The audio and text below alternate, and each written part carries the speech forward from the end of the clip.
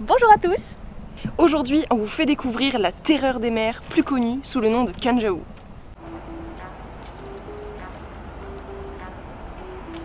Impressionnant, n'est-ce pas? Venez avec nous pour découvrir les dessous et les dessus de notre cher Rafio Kanjaou.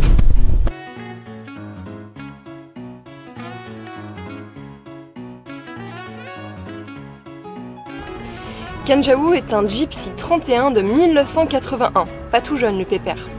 Il fait 9,55 m de long, 3,30 m au mètre beau, c'est-à-dire en largeur. C'est la version dériveur lesté, c'est-à-dire que sous le bateau on a une quille et une dérive pivotante. Ce qui fait qu'on a 2,05 m de tirant d'eau quand la dérive est basse, et quand la dérive est haute, on a 1,10 m de tirant d'eau, ce qui est pas mal, surtout quand on vient de Bretagne Nord. Les Bretons sauront pourquoi. Le mât fait 12 mètres de haut. On a acheté Kanjaou en 2018, donc il y a 4 ans. Il était déjà en très bon état, très bien entretenu par son précédent propriétaire qui l'a bien bichonné. Et donc il avait beaucoup de voiles neuves et des voiles récentes globalement. Il avait été repeint, la coque, les œuvres mortes. Il avait un moteur quasi neuf. Donc tout ça c'est des arguments qui nous ont vraiment convaincus de l'acheter. Mais par contre il a fallu qu'on le rende plus autonome globalement pour partir voyager au long cours et pour pouvoir rester en traversée, au mouillage, être autonome.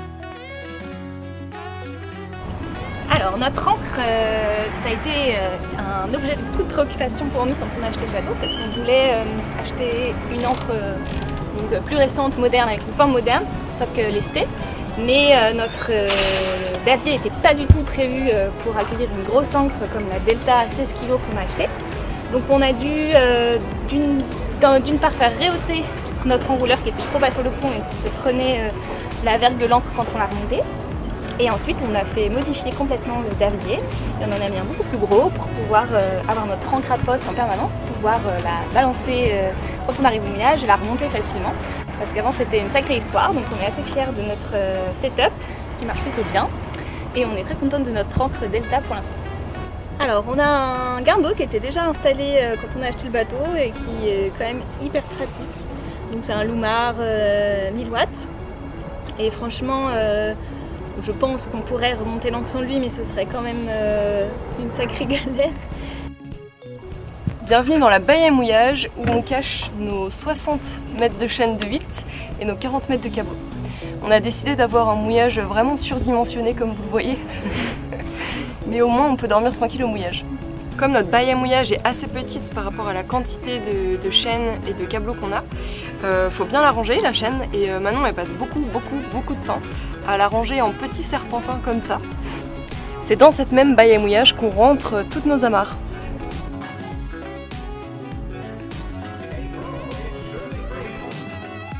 Comme voile d'avant à poste, on a un grand génois sur enrouleur, 140%, donc qui va beaucoup sur l'arrière de Kanjaou et qui a une très grande couvrance, donc beaucoup de puissance quand on le sort complètement, mais qu'on peut enrouler aussi un petit peu quand on veut.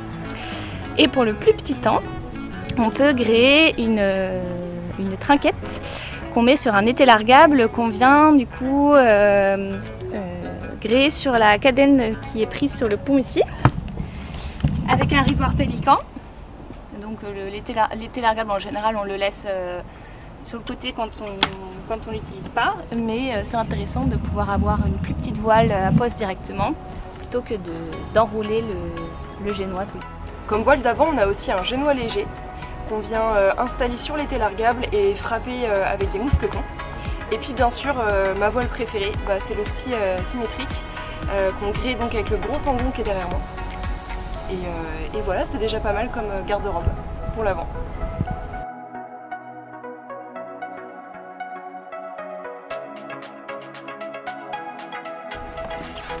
Et enfin, dernière voile mais non la moindre, la grand voile. On a une grand voile full button qu'on peut hariser jusqu'à 3 ris.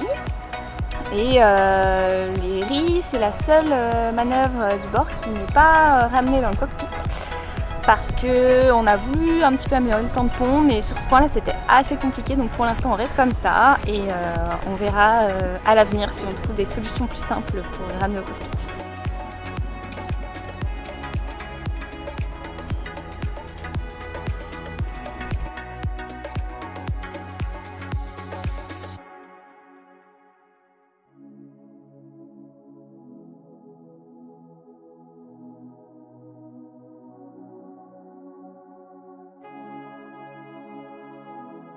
Objet de nombreuses curiosités à bord, Léon, notre aviron. On est un petit peu le seul bateau à avoir un aviron comme ça qui trône sur le pont et il y a beaucoup de gens qui nous demandent mais pourquoi en fait. Alors il y a plusieurs raisons à ça. Premièrement c'est l'avarie de safran, l'avarie aussi de moteur. Pour ces cas-là ça peut être intéressant d'avoir un aviron. Et en fait tout ça, ça vient d'une anecdote que j'ai vécue il y a longtemps sur la Tall Ship Race où on est tombé en panne de moteur dans la pétole au large des îles Berlinga au Portugal et heureusement qu'on avait un aviron. Et du coup cet aviron on l'a acheté à Saint-Sulliac chez un brocanteur. C'est un aviron qui appartenait à un ancien Terre-Neuva, donc les pêcheurs qui allaient sur les bancs de Terre-Neuve pêcher la morue. Donc il a une grande histoire ce petit aviron. On vous présente notre radeau de survie. On a vraiment beaucoup réfléchi pour lui trouver une place très accessible en cas de problème, qu'on puisse balancer le radeau de survie à l'eau très facilement. Avant notre survie elle était dans un coffre à l'arrière, c'était hyper galère de la sortir parce qu'il faut savoir que ça pèse beaucoup. Et donc en fait on a trouvé cette solution, on l'a mise donc ici devant la capote, sachant que ce panneau solaire de toute façon ne fonctionne pas, donc on l'a condamné. Et il a fallu fabriquer un support sur mesure, installer des cadènes pour amarrer tout ça de façon très solide pour éviter de le perdre en route parce que ça peut quand même être utile, on ne sait jamais.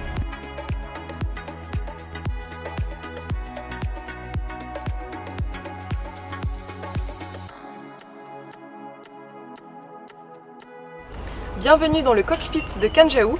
C'est ici qu'on passe le plus clair de notre temps lorsqu'on est en navigation et lorsqu'on est en quart.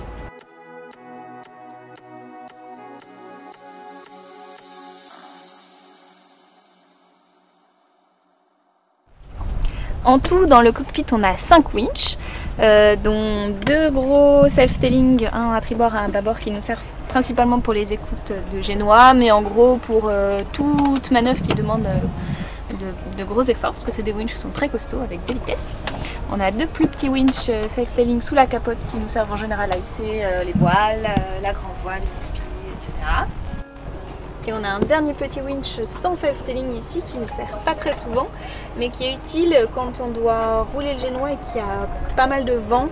Parce qu'en général on roule à la main, mais quand il y a beaucoup de vent c'est un peu plus dur, donc on utilise le petit winch.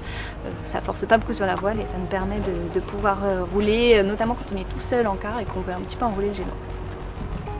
Ici on a aussi changé tous les bloqueurs. Et on a changé la plus grande partie du gréement courant, donc on a des beaux bouts tout neufs.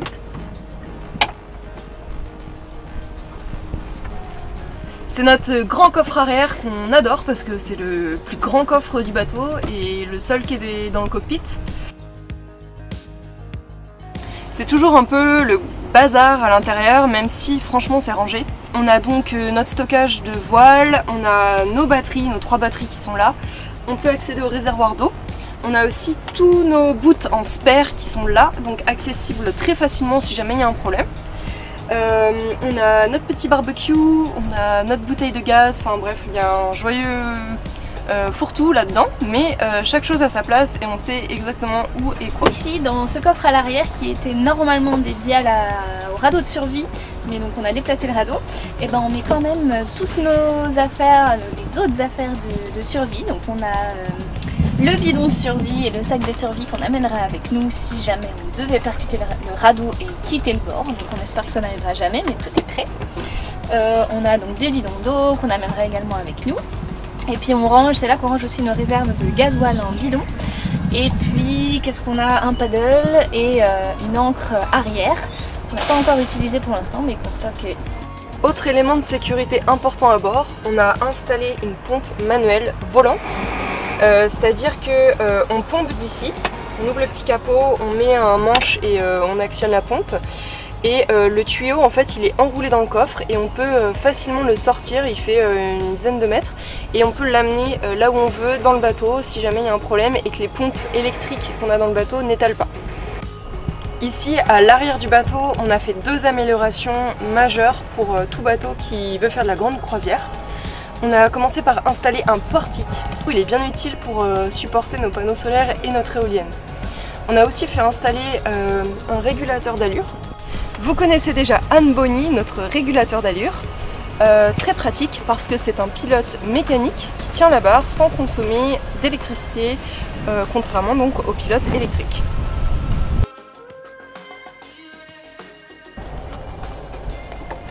Et ben non, Kanjaou n'a pas de jupe pour accéder à la mer ou au ponton plus facilement, parce que c'est un bateau qui a 40 ans. Et avec le régulateur d'allure, le portique, l'échelle, le patara, c'était un peu compliqué d'installer une plateforme, alors on fait ça et pour l'instant on s'en sort bien, même si c'est moins pratique. Donc avant de partir, pour bien s'abriter du soleil, on a fait installer un bimini, donc qui est tout neuf, pour se protéger surtout du soleil parce que la pluie passe quand même assez facilement. C'était compliqué parce qu'il fallait que ça marche avec le passage de la baume, etc. Mais on a fini par trouver une solution pour avoir un bimini et on est super content d'en avoir un. Et très récemment, on a aussi changé notre capote de roof. Donc on en avait déjà une et ça, on ne sait pas comment on ferait sans parce que ça abrite la descente de la pluie, des vagues, des embruns et nous on peut s'abriter beaucoup aussi sous la capote. Et donc comme elle était fatiguée, eh ben, on vient de la faire changer et celle-ci est toute neuve. Bon, Marion est en train de faire un tuto gaffe, mais clairement on s'en fiche. On est au poste de contrôle de la navigation. Donc c'est là qu'on a notre électronique, notre GPS traceur qu'on a remplacé quand on a acheté le bateau, notre commande de pilote électrique, notre anémomètre et notre sondeur speedomètre. Donc c'est là qu'on va vraiment voir toute la route du bateau, qu'on va pouvoir surveiller les bateaux sur l'AIS. C'est vraiment le poste de pilotage et c'est là que tout se passe. Et c'est très agréable de pouvoir le faire depuis le cockpit parce qu'en même temps du coup on peut surveiller le réglage des voiles et faire la veille dehors pour vérifier qu'il n'y a pas de bateau qui apparaît pas sur l'AIS ou que tout va bien. Donc là dans la configuration actuelle, il a 250 litres plus 75 litres d'eau douce en réservoir. On a rajouté un réservoir de 75 litres dans notre cabine. Et donc il a un réservoir de 55 litres de gasoil qu'on a gardé à l'identique parce que c'est quand même pas notre mode de propulsion principal, mais on a des bidons de gasoil supplémentaires, 2 bidons de 20 litres qui nous permettent d'être un peu plus autonomes si jamais on a besoin de moteur dans des traversées plus longues, donc on ne peut pas faire le plein de gasoil tout de suite. Sachant qu'on a Léon l'Aviron quand même. Sachant qu'on a Léon l'Aviron, mais le but c'est quand même d'éviter de s'en servir. Au niveau électrique, on a aussi tout équipé en électricité pour être autonome complètement, ne plus payer notre fournisseur d'électricité. On peut bien sûr se recharger sur la prise de quai au port, ça qui était déjà évidemment présent à bord. Mais on a installé 2 fois 150 watts de panneaux solaires, une éolienne de 350 watts et on a changé tout le parc batterie, donc la batterie moteur on l'a changé et on a changer les 2 batteries de servitude pour des batteries gel 2 fois 120 ampères. Pour finir, on a gardé le meilleur pour la fin.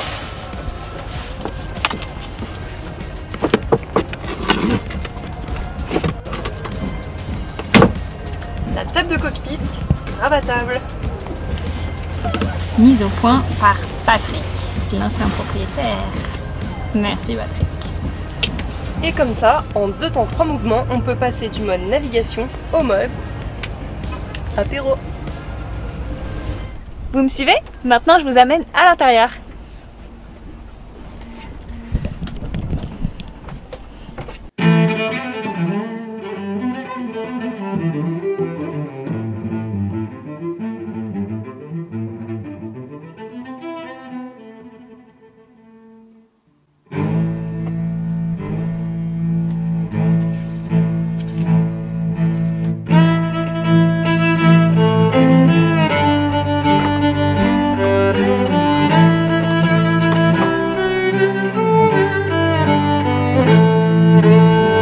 Au poste de pilotage qu'on n'utilise plus vraiment aujourd'hui. On voit que Kanjaou c'est un vieux bateau parce que la table à cartes elle est grande puisqu'à l'époque on naviguait principalement avec des cartes marines qui sont gigantesques, donc il fallait avoir de la place pour les mettre. Ici on va retrouver tout le tableau électrique, donc avec le groupe à eau, les instruments, etc. Ça c'est les tableaux électriques qui étaient présents dans le bateau lorsqu'on l'a acheté, on en a rajouté un, ainsi que des prises USB et des chargeurs allume-cigare pour pouvoir charger en 12 volts nos ordinateurs et nos appareils électroniques. On va retrouver aussi la VHF et un autoradio. Ici on a notre AIS qu'on peut brancher en filaire sur un ordinateur qui est en général ici lorsqu'on navigue. et sur lequel on a OpenCPN, donc un logiciel de navigation qui nous permet de recouper les informations que nous donne le GPS qu'on a vu en haut au niveau du cockpit. La table à cartes, elle s'ouvre. On a des documents qu'on peut prendre très rapidement si jamais on doit quitter le bateau. Par exemple nos papiers, nos passeports, notre pochette de santé, tous les papiers du bateau, nos assurances, etc. On a aussi des cartes marines. Si jamais on veut s'amuser à relever notre position et à les mettre sur la carte, voilà, elles sont là. On a aussi le carnet de bord et tout un tas de petits fourbis qu'on utilise souvent.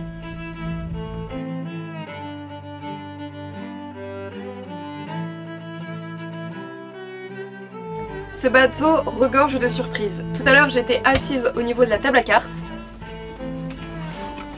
Le siège était en fait creux. C'est ici qu'on met notre trousse de premiers soins. Et dessous on va trouver tout notre matériel de pêche. Notre ligne à bonite qui a fait ses preuves. Et de l'équipement de plongée, notamment des ceintures de plomb, un narguilé et voilà. Au niveau de la descente, donc on a l'accès principal à notre moteur.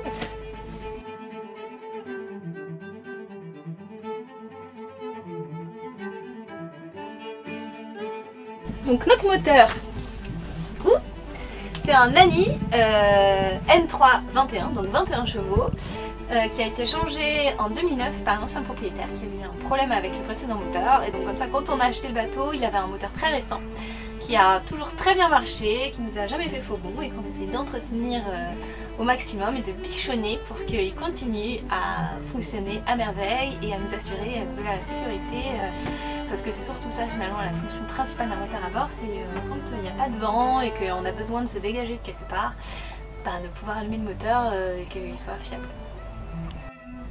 On peut aussi accéder au moteur par une trappe dans la salle de bain ou encore par la cabine arrière.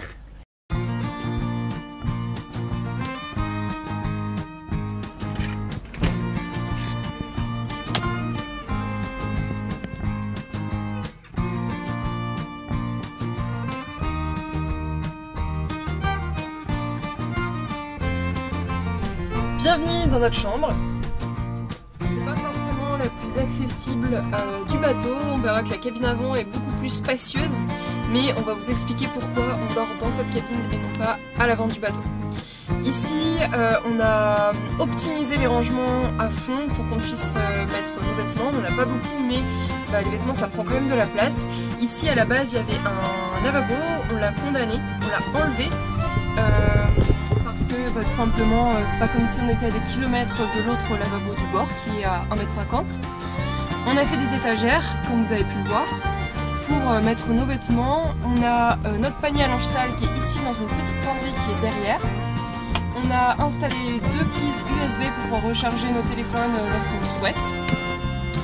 On a installé des petits filets pour mettre nos livres, nos effets personnels et pratiquement toutes nos affaires passent ici.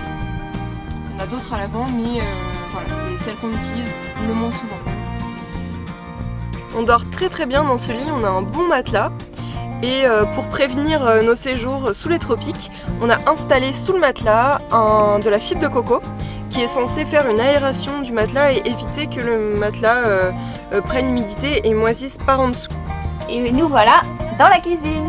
Une des exigences de confort qu'on avait quand on a commencé à chercher un bateau, c'était d'avoir un four dans la cuisine. Donc là on a une gazinière de cuisine assez classique avec de feu au gaz et un four au gaz qui évidemment pivote sur son cardan pour toujours rester à niveau quand on navigue, qu'on est au mouillage et que ça bouge.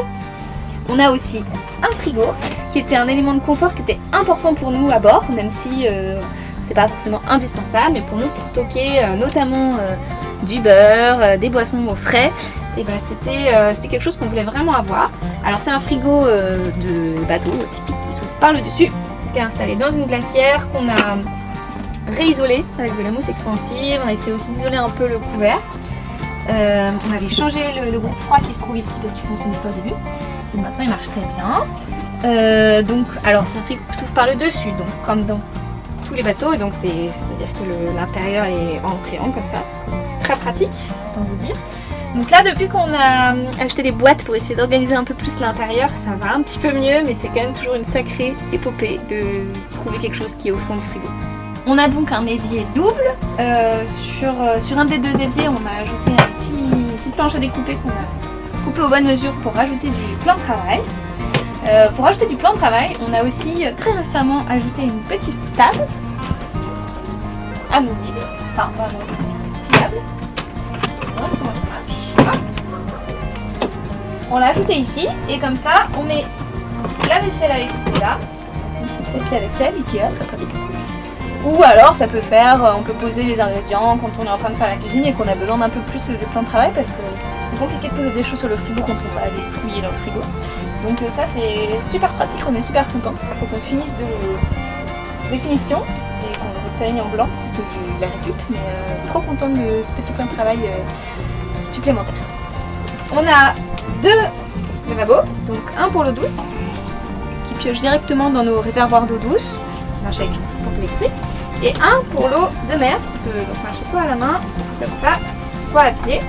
Et donc c'est de l'eau qu'on récupère directement dans la mer sous le bateau, super pratique pour économiser l'eau. On ne l'utilise pas quand on est au port, mais on l'utilise au mouillage avant de traverser et on fait quasiment toute la vaisselle avec ça. Donc ça nous permet d'économiser beaucoup d'eau. Sous les éviers, on a donc d'un côté notre poubelle. Faut qu'on trouve la version avec couvercle. Hop.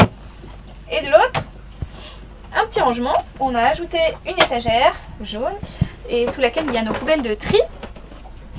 Alors, quand on a construit cette étagère, on s'est dit mais c'est pas possible, on va jamais pouvoir sortir nos poubelles si on construit cette étagère là. Donc on a imaginé un système pour pouvoir démonter facilement l'étagère et sortir les poubelles quand on en a besoin, même si la plupart du temps on transfère ce qu'il y a dans les poubelles. Donc, je vais vous montrer. On enlève. Là on range des fruits et légumes. Ça se conserve super bien. On peut mettre des fruits et légumes assez fragiles et ça reste sans bouger. On enlève nos petits fruits. Et là, en fait, l'étagère, on l'a construite en deux planches. Donc, on peut la démonter facilement. Hop, on peut la sortir. Elle est simplement posée. Et là, si j'ai besoin de sortir mon bac de poubelle pour le nettoyer ou pour le vider, je le sors. Voilà.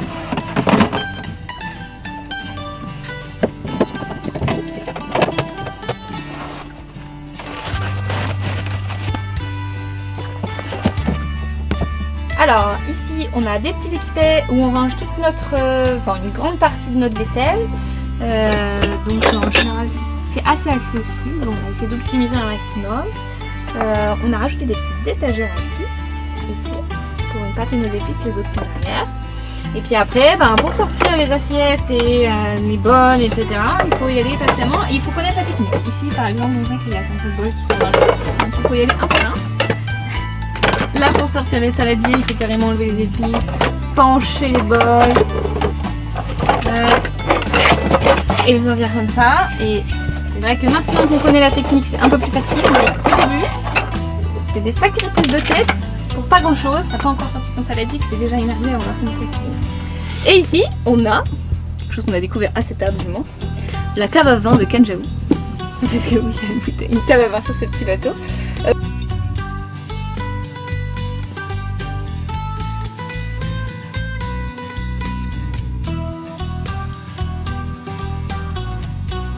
Bienvenue dans notre salle de bain spacieuse et éclairée à la lumière naturelle. Enfin, salle de bain. Disons qu'on a plutôt les toilettes, des WC marins, RM69 pour les connaisseurs, et un évier avec de l'eau fraîche, enfin de l'eau douce, et une douchette. Donc la douchette, on l'utilise pas du tout ici dans la salle de bain. On aurait pu, le bateau il a été conçu avec la possibilité d'évacuer de l'eau de douche, mais le trou a été bouché par l'ancien propriétaire et on trouve que c'est une très bonne idée. Du coup, pour la douchette, aucun problème, puisque on sort le tuyau qui fait à peu près 3,50 m. Cette petite douchette, elle va passer par le hublot et on se douche dehors. Voilà. Pour évidemment faire profiter tout le mouillage. À l'eau froide. À l'eau froide, mais bon, comme on est sous les sous des latitudes chaudes, il n'y a aucun problème puisque l'eau est très très chaude de rien que dans les cuves. Donc cette salle de bain, salle d'eau n'est pas très grande, mais on a quand même réussi à pas mal optimiser les rangements à l'intérieur. Il y avait déjà un placard ici, plus ou moins pendri, il n'y a pas assez large vraiment pour pendre des vêtements, donc on met juste nos deux petites vestes de cas. Hop. On a construit, le capitaine très fier de ces petits paniers qui sont suspendus là, où on range encore un petit peu de bordel, la trousse d'huile essentielle, du charbon, etc. Sous l'évier, il y avait aussi un placard où on range tous nos produits d'entretien, les cocoduits, voilà, tous les produits en rapport avec le bateau, les produits d'entretien. Voilà. Et on a aussi un équipé ici, avec plein de petites boîtes qui sont empilées avec tout ce dont on a besoin, des produits de toilette, de douche, de lessive, voilà. Et on a également construit, amélioré une petite étagère à épices Ikea pour aller ici et pour faire encore plus de rangement.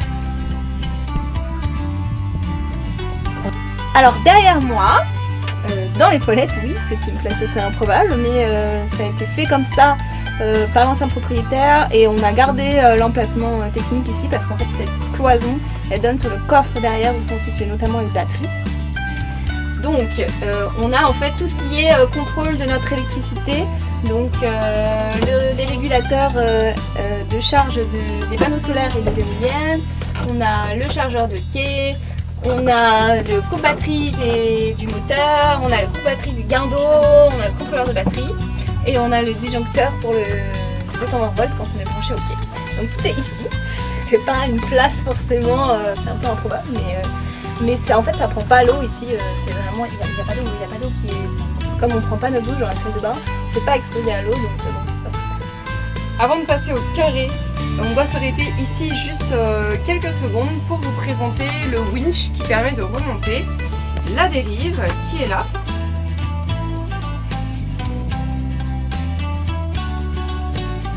Bienvenue dans notre carré. C'est ici qu'on passe le plus clair de notre temps lorsqu'on n'est pas en navigation ou lorsqu'on n'est pas dans le cockpit en train de profiter d'un joli mouillage. Notre carré, on a voulu qu'il réponde à deux critères. Le premier, qu'il soit confortable et cocooning, et le deuxième, qu'il puisse stocker un large choix de choses. À l'origine, dans le carré, donc, il y avait cette table dont on peut ouvrir un pan ou l'autre. Donc ça peut faire une très grande table quand on veut, et en même temps, quand elle est un peu dans nos pattes, on peut la plier très facilement pour pouvoir passer. Il y avait uniquement ces équipés-là, donc tout le long, mais c'est un seul étage. Et il y avait des grands stockages, des grands coffres sous les banquettes.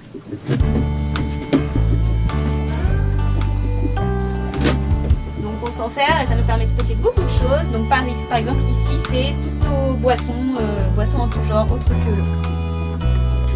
Après ça, le propriétaire avant nous a amélioré le carré, notablement franchement avec des rangements qui nous servent de tous les jours, en construisant du coup ces petites équipettes, parce qu'ici en fait à l'origine c'était creux, il n'y avait rien. Il y avait des espèces de gros coussins qui servaient de dossier mais qui étaient complètement défoncés.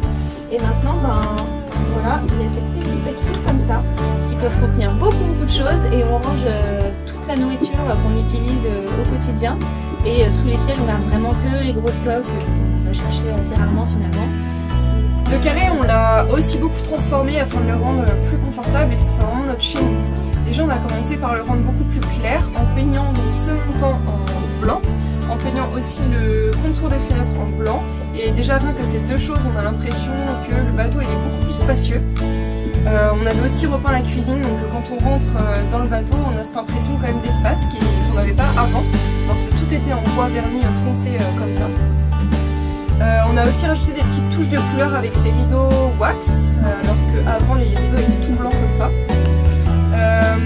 On a également, pour le côté confort, ajouté des dossiers qui sont scratchables et descratchables comme ceci. Très facile à enlever si l'on veut. Et gros dossier l'ajout de ces étagères. On l'a fait nous-mêmes alors qu'on n'a pas vraiment de talent de menuisière. On l'a fait avec le papa de Manon.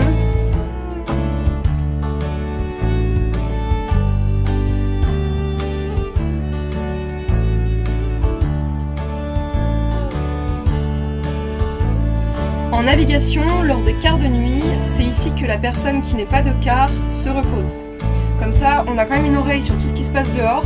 On installe une toile anti-roulis qu'on a clipsée avec des pressions sur le couvercle des coffres et qu'on vient clipser ici avec des mousquetons. C'est du homemade, mais ça marche très bien et on est super confort. On prend juste la couette de la cabine arrière, on se met là et franchement, on arrive à dormir, même avec les bruits de moteur, les bruits de l'eau sur la coque. Et en même temps, on peut réagir très vite si la personne qui est dehors a besoin d'aide. Cabine d'avant. C'est connu comme... Salle de sieste. La cabine avant a pour fonction d'accueillir les amis, mais la plupart du temps, elle est surtout un lieu de débarras. Ici, nous avons la coloc des fruits et légumes. On fait en sorte que tous les légumes et les fruits qu'on met ici s'entendent bien les uns les autres et qu'il n'y en ait pas un qui décide de faire mûrir tout le monde en même temps. Ici, sous la coloc des fruits, on a une penderie. Ça, c'est un projet.